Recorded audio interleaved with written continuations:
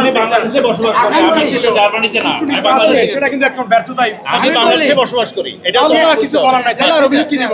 আপনি অলংকার হিসেবে বলছেন, সেটা কিছু বলার নাই স্যার। যেখানে দায়িত্বশীল জায়গা থেকে এভাবে বলতে পারেন না স্যার। আমি দায়িত্বশীল আমি যে বুঝতেছি, আমি দায়িত্বশীল জায়গা থেকে বলছি, এটা অলংকার ছিল আমার জন্য। হ্যাঁ বলো। আমি বলি যেখানে আমি যে ভোট দেওয়ার পর একটা মুসলিমের কালি দেওয়া হয়, যেটা অতীত নির্বাচন হয়েছে।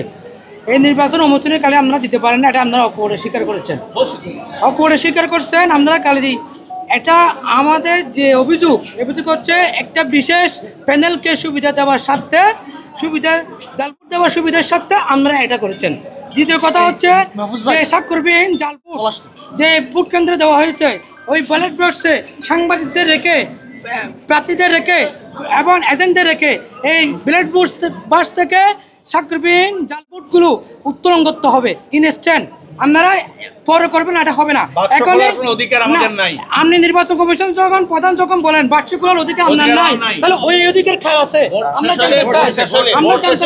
ভোট শেষ হলে সবার উপস্থিতি খুলতে হবে। আপনি আপনার ব্যালট বক্সে ভোট শেষ হলে তারপরে খুলতে পারবে। এখন আমার ব্যালট বক্সে ওখানেই তো আছে, এটা তো বাইরে থেকেও করে নাই, ওটাতে তো বাইরে করে নিত আমরা।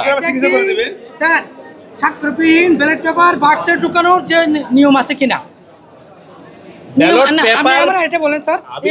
আমি তো বলছি যে ওখানে একটা স্বাক্ষরের ঘর আছে, স্বাক্ষর ভুলে করে নাই, কিন্তু ভোটার দিছে, ভোটার ভোট দিছে, ব্যালটে সাইন হয় নাই।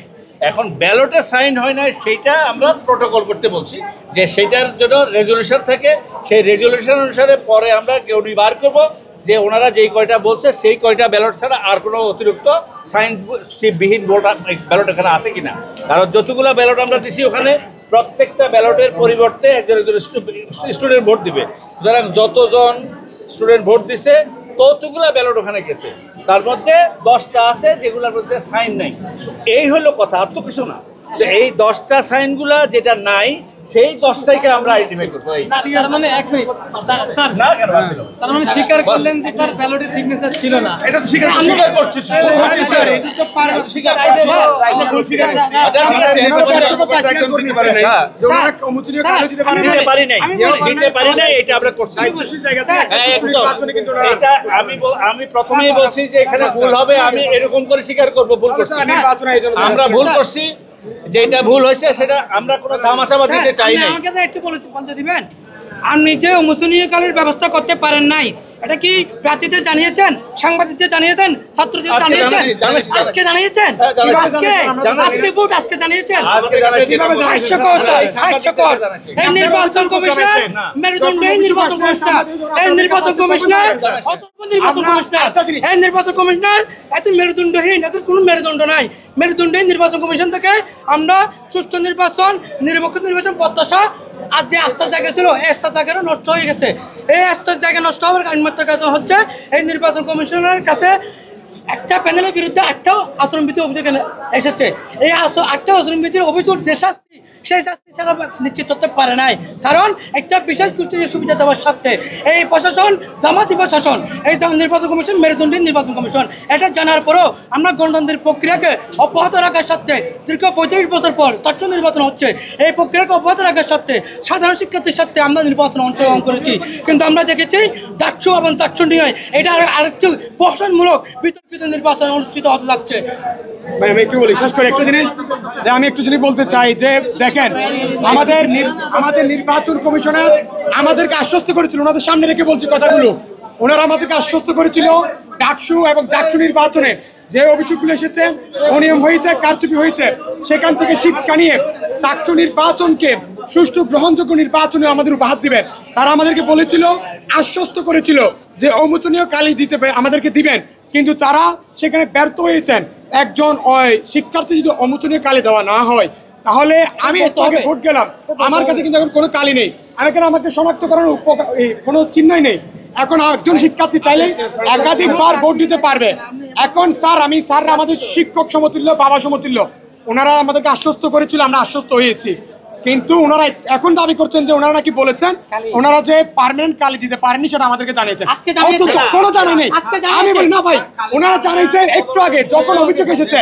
আমি বলি আমাদের পিত্ততুল্য ভাই, একটু শেষ করে, আমাদের পিত্ততুল্য শিক্ষক ওনারা আমাদের সাথে মিথ্যাচার করছেন। ওনারা আনুষ্ঠানিকভাবে আমাদেরকে জানান নাই যে পার্মানেন্ট। Let me finish. ওনারা আমাদেরকে আশ্বস্ত করেছিলেন, আমরা আশ্বস্ত হয়েছিলাম। আমাদের যে আকাঙ্ক্ষা ছিল সুষ্ঠু নির্বাচন, ওনারা আমাদের বলেছিলেন যে ডাকসু এবং ডাকসু থেকে শিক্ষা নিয়ে আপনার পার্মানেন্ট কালি দিবেন, কিন্তু সেটা ওনারা পারেননি এবং ওনারা অলঙ্কার হিসেবে এটাকেই বলেছেন যে এটা এমনিই দেওয়া হয়েছে। এবং ওনারা এখন দাবি করেছেন একটু আগে যে ওনারা কিনা আমাদেরকে জানিয়েছেন। আমরা এখানে বিপিজিএস সবাই আছি, ওনারা আমাদেরকে জানান নাই আনুষ্ঠানিকভাবে।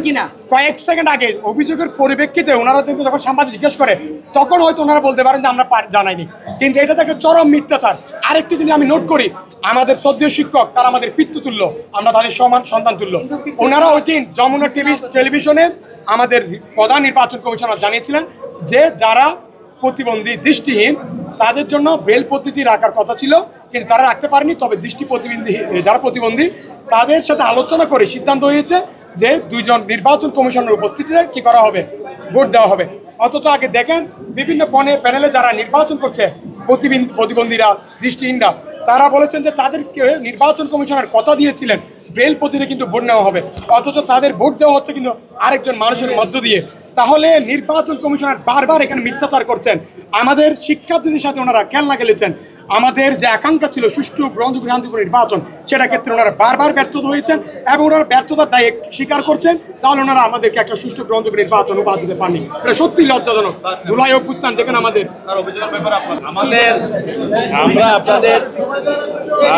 আমরা আপনাদের একটু আগেই বলেছি,